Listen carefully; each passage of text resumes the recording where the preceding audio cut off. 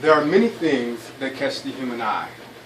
A shiny ring, flashing neon lights, a beautiful smile, and even the glossy finish on a brand new wristwatch. The beauty of a watch to collectors is just one of the many reasons that they add pieces to their collection. For true enthusiasts, real beauty shines from the inside out. Today we're going to be looking at two types of watches, one of them being a mechanical movement watch and the other being a quartz movement watch. There are many things that make these watches similar, and there are also things that make them different. We'll be looking at both of those. I'm going to identify what makes up each watch, and then at the end I will describe just a few of their differences. First, we're going to look at a quartz movement watch. Now, what makes this watch a quartz movement watch is the use of a thin piece of quartz crystal accompanied with a battery. Now, the battery makes the crystal vibrate at a frequency of about 32,728 beats per hour. Now, what this frequency does, it allows the battery to charge the watch's movement. With quartz watches, you have two types. You have an analog face, like this, and you have a digital display.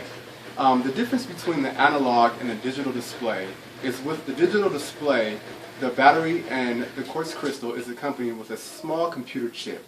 Now, the frequency from the quartz crystal powers the chip, and it displays on an LCD screen, which is known as a liquid crystal display. Quartz watches are very accurate. They usually only lose about 2 to 3 seconds per month. Now we'll talk about a mechanical movement watch. Mechanical watches tend to be a little more complicated in development than quartz watches. What powers a mechanical watch is a main spring. Now, this main spring needs to be manually wound, and there are two ways that the wearer can do that.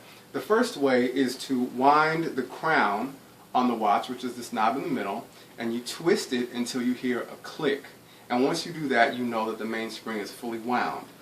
Once that is done, the mainspring slowly unwinds, which powers a balance wheel within the watch that oscillates back and forth. Now, the oscillation can be between 21,000 beats per hour all the way up to 36,000 beats per hour. And as the mainspring unwinds, it powers the hands that move the mechanical watch. The second way that a mechanical watch can be wound is by kinetic automatic movement. Now, with that watch, the makers put a balance wheel within the watch, and the wearer's natural kinetic movement spins that balance, which manually winds the mainspring. And as it unwinds, the hands of the clock move.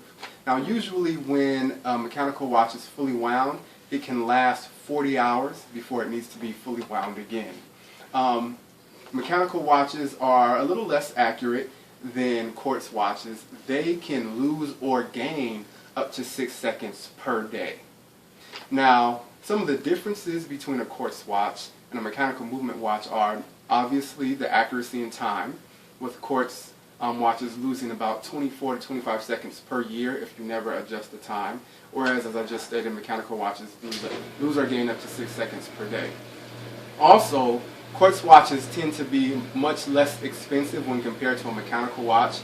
For true enthusiasts, they like to collect mechanical watches because of the time that goes into their development.